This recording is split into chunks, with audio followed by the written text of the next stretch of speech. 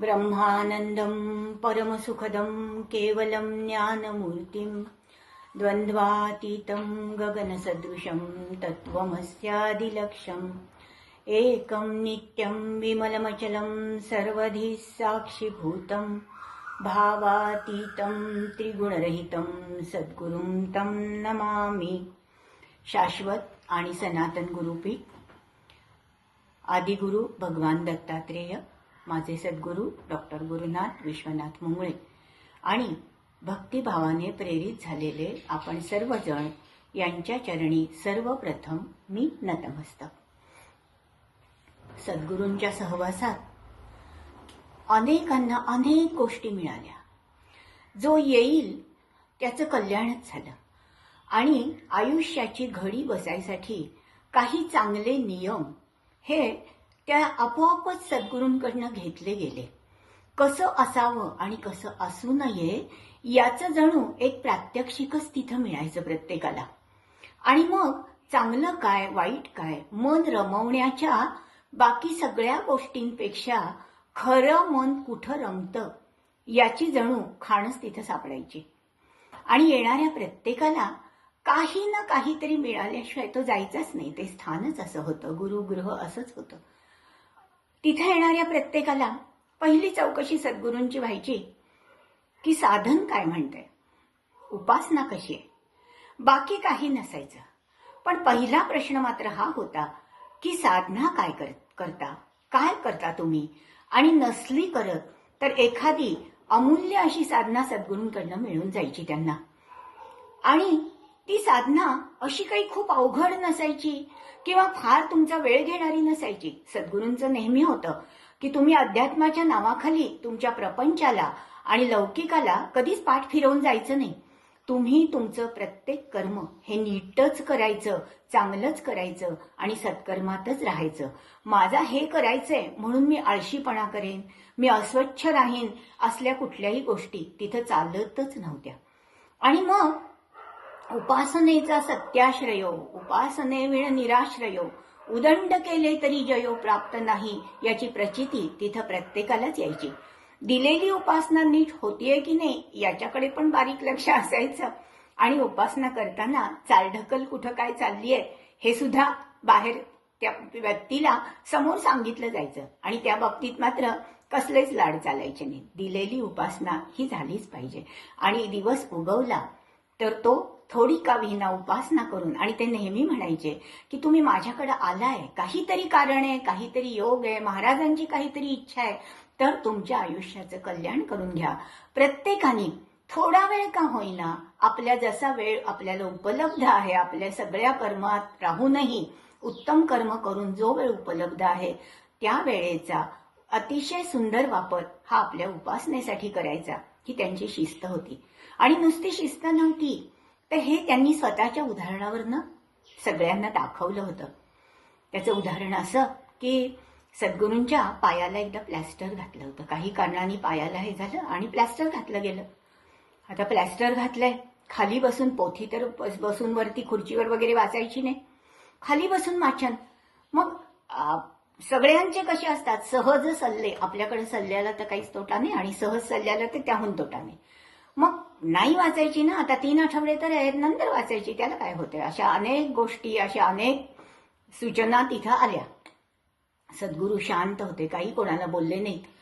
दुसऱ्या दिवशी सकाळी आपली नित्योपासनाची वेळ झाल्यावर खाली आले आणि आपल्या एक हात आधाराला हे करून पाय थोडासा लांब करून खाली बसून त्यांनी त्यांचं नित्यकर्म केलं आणि मग म्हटले की आजचा दिवस हा आयुष्यात पुन्हा येणारा नाहीये आणि इतकं काही नाही की मी बसूच शकत नाही, थोड्याशा वेदना होतील, थोडासा त्रास होईल, पण त्यातही महाराजांनी अशी सोय उपलब्ध ठेवली की मी बसू शकतो। मला थोडासा आधार दिलात की बस, बसताना आणि उठताना थोडा आधार झाला की मी हे करू शकतो। आणि मग हा दिवस वाया घालवायचा नाही, कारण आयुष्यात बाकी सगळं मिळेल पण हा दिवस आणि ही वेळ पुन्हा मात्र मिळणार नाही। हे स्वतःच्या आचरणातून दुसऱ्याला दाखवून देणं आणि दुसऱ्याच्यात रुजवणं हे सद्गुरूंचंच काम होतं। झालं असं की त्या दिवशी कधी आपल्या होतं की घरची कामं, बाकीचा व्यवहार याच्यामध्ये कधी कधी वेळ नाही होत आणि मग सद्गुरूंनी दिलेल्या उपासनेमध्ये थोडे फेरफार होतात. आज थोडंच करू, मग उद्या जास्त भरून काढू, ही मनाची समजूत तर नित्याचीच असते. आणि आज वेळ नाहीये, आज लगेच जायचंय आपल्याला, हे तर चालूच असतं. मग त्या दिवशी काय झालं की कसा कोण जाणे, पण एक छान वेळ मिळाला आणि जे काही माझं नित्यकर्म होतं ते अतिशय आनंदात आणि वेळेत माझं झालं. खूप आनंद झाला मला की आज माझ्याकडं सरांना सांगण्यासाठी काहीतरी छान आहे.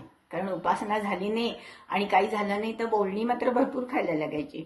मग त्या दिवशी खूप आनंदात की आज काही नाही, आज आता सांगायचंच, कारण माझं झालंय सगळं आज. आणि मी मग म्हटलं की आज भरा भरा भरा भरा पायऱ्या चढून वर गेले आणि म्हटलं की आज ते काही बोलायच्या आतच सर शांत बसले होते, हातातली जपमाळ फिरत होती आणि ते शांतपणे मंद स्मित होतं, नजर नासागरी होती आणि जप चालू होता. एक अशी सुंदर शांतता तिथं भरून राहिली होती. पण मला भान नव्हतं त्या दिवशी, कारण मला असं वाटलं की आज कधी त्यांना मी सांगते की आज माझं सगळं छान झालेलं आहे. आणि त्या उत्साहाच्या भरात मी त्यांना भराभर ते काही बोलायच्या आतच, नमस्कार करून डोकं टेकून वर उठायच्या आतच की आज माझं सगळं आवरलं झालं. एवढ्या आनंदात आणि उत्साहात माझ्याकडनं ते वाक्य गेलं की आज माझं सगळं आवरलं. आणि त्यांनी जे माझ्याकडे बघितलं त्या क्षणी जाणवलं कुठंतरी आपण चुकलेलो आहोत, काहीतरी बिघडलं, काहीतरी फसलं. मान खाली घातली आणि मग काहीच बोलले नाही की चुकलो आपण हे तर कळलं. त्यांची नजरच सांगून जायची की काय तुमचं झालं ते. मग पण ती कृपाळू गुरुमाऊली त्यांनी फक्त शांत आवाजात एवढंच सांगितलं की अगं पोथी आवरली असं नाही म्हणायचं. पोथी हे आवरायचं काम नसतं, पोथी ही सावरते. पोथी ही आपल्या संपूर्ण दिवसावर, आपल्या सर्व कर्मावर पसरत असते, ती आवरत नसते. नाहीतर होतं काय की पोथी, उपासना, जप हे आपण दिवसाच्या 12 तासापैकी 2 तास करतो आणि उरलेले 10 तास आपण एकीकडं आणि आपली उपासना एकीकडं, असा मार्ग अध्यात्मात नाही. अध्यात्म हे दिवसभर 24 तास करण्याची गोष्ट आहे. तुम्ही जागता, बसता, उठता, कधीही झोपेत, जागेपणी सुद्धा तुमचं अनुसंधान फक्त त्या भगवंताकडे हवं. तुमच्या मनात विचार फक्त भगवंताचा हवा आणि तुम्ही 24 तास तुमच्या उपासनेशी जोडलेलेच हवे. आणि ती उपासना तुमच्या आचरणात, तुमच्या कर्मात ही दिसली पाहिजे. तुमच्या उठण्यात, बसण्यात, बोलण्यात, वागण्यात सगळ्यात ती उपासना दिसली पाहिजे. हे खरं म्हणले अध्यात्म. आणि मग सांगितले की उगाच विनाकारण जाता जाता झाडाची फांदी तोडली, फुलं ओरबाडली, भरभर भरभर बोललं, प्यायला ग्लासभर पाणी घेतलं, अर्ध पिलं, अर्ध फेकून दिलं, अन्न वचावचा खाल्लं, कधी तामसी अन्न खाल्लं, कुठेतरी काहीतरी गप्पा गोष्टी, टीका, चर्चा, टिप्पणी करत वेळ घालवला. हा अपराध आहे. साधनेमधला, अध्यात्मातला हा अपराध आहे आणि हा अपराध मात्र आपण करायचा नाही. 24 तास तुमचं मन हे साधकाचं असलं पाहिजे.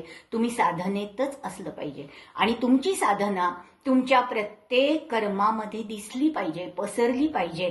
कसं बोलावं, कसं वागावं, कसं खावं, कसं प्यावं, कसं बसावं, या सगळ्याच त्यांची हे सगळं शिकवलं त्यांनी त्यांच्याकडे येणाऱ्या प्रत्येकाला.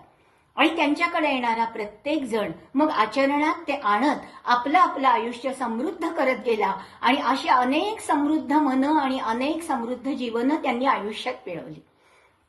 एक वायरमन त्यांच्याकडे, अगदी साधं उदाहरण म्हणजे एक वायरमन आला होता. काहीतरी लाईटचं काम होतं आणि दुरुस्ती चालू होती. बिचारा गरीब होता, आला, काम केलं आणि मग नेहमीप्रमाणे नमस्कार करून हातावर पेढा घ्यायला आला. सद्गुरू पेढा देत होते. झालं की त्यांची तक्रार सुरू झाली. माझं सर म्हणले छान काम केलं सर. त्यांना एक होती की ते सगळ्यांचं खूप कौतुक करायचे, खूप कौतुक करायचे. त्यांच्यासारखं कौतुक आयुष्यात कधीच कुणी केलं नाही आणि कधी कुणाला जमलं पण नाही. तर त्यांनी सांगितलं अरे छान काम केलंस. त्याला भरून आलं. म्हणाला अहो मी खरंच चांगलं काम करतो, मला माहित आहे, पण म्हणे अहो मला कामच मिळत नाही. मी खूप धडपडतोय पण मला कामच मिळत नाहीये. का हो असं होतं? सद्गुरू त्याला म्हणाले तुला एक सांगू, राग नाही येणार तुला, बघा भाषा, आम्ही असतो तर धाडकन सांगून रिकामे झालो असतो, पण नाही. सद्गुरू आणि आपण ह्यातला फरक हा प्रत्येक क्षणोक्षणी पावलोपावली आणि प्रत्येक गोष्टीत कसा उघड दिसून येतो त्याचं हे जिवंत उदाहरण. सांगू का रे तुला एक, रागवणार नाहीस ना? तो बिचारा आधीच इतका हे झाला होता की तो म्हणलं नाही हो, तुमच्यावर कसा रागवू मी. हे बघ म्हणलंय, मी तुला काम करताना बघितलं. तू काय काम करतोस? ते वायरचे तुकडे केले, ते फेकून दिले, ते तुझी हत्यारं होती ती सगळी तू इकडं टाक तिकडं टाक, फेकून दे. नाही रे असं करू. तुला असं वाटतं का? म्हणले असं केल्याने ही गोष्ट साधी असं तुला वाटतं, पण ही गोष्ट साधी नाही. कारण तुझं जे कर्म आहे त्याच्यामध्ये हे साथीदार असलेले तुझ्या जी सामग्री आहे त्या सामग्रीचा मान जर राखला गेला नाही तर तुला यश नाही मिळणार. त्या सामग्रीचा मान राखायला शिक आणि मग माझ्याकडे महिन्याभराने येऊन मला सांग की तुझ्यात काय बदल झाला आणि तुला काय काम मिळालं. आणि मग अगदी आनंदाने तो माणूस निघून गेला. आणि हे तर सांगायची गरजच नाही की पुन्हा महिन्यानी अतिशय आनंदात तो आला आणि सांगायला लागला की सर तुम्ही सांगितलं. त्यांना सद्गुरू म्हणलेलं फार आवडायचं नाही बरं का, सगळ्यांनी सरच म्हणायचं. मग सर तुम्ही सांगितलं तसंच झालं बघा, मला अगदी छान छान कामं मिळायला लागली. आणि त्यांनी पायावर डोकं टेकवलं आणि अतिशय इतक्या भरल्या मनाने तो माणूस गेला की अक्षरशः भरून आलं, सगळ्यांनाच भरून आलं की एक साधी गोष्ट आपण आपल्या आयुष्यामध्ये जपली, प्रत्येक गोष्टीचा मान राखणं आणि प्रत्येक गोष्टीचा आदर करणं याला अध्यात्म म्हणतात. हे शिकवण्याचं याच्या इतकं सुंदर दुसरं उदाहरण कुठंच नव्हतं. आणि सद्गुरूंनी अशा अनेक जीवांना अशी अनेक सोपी सोपी उदाहरणं शिकवली आणि सगळ्यांचं आयुष्य समृद्ध केलं, उजळून टाकलं. अशा त्या माझ्या सद्गुरूंना आपल्या सर्वांचा दंडवत आणि सर्वांच्या साक्षीने मी सांगते, सद्गुरू आमचं आयुष्य तुम्ही समृद्ध केलं, खूपच समृद्ध केलं. त्याबद्दल अनंत जन्माचे ऋणी आम्ही आहोत.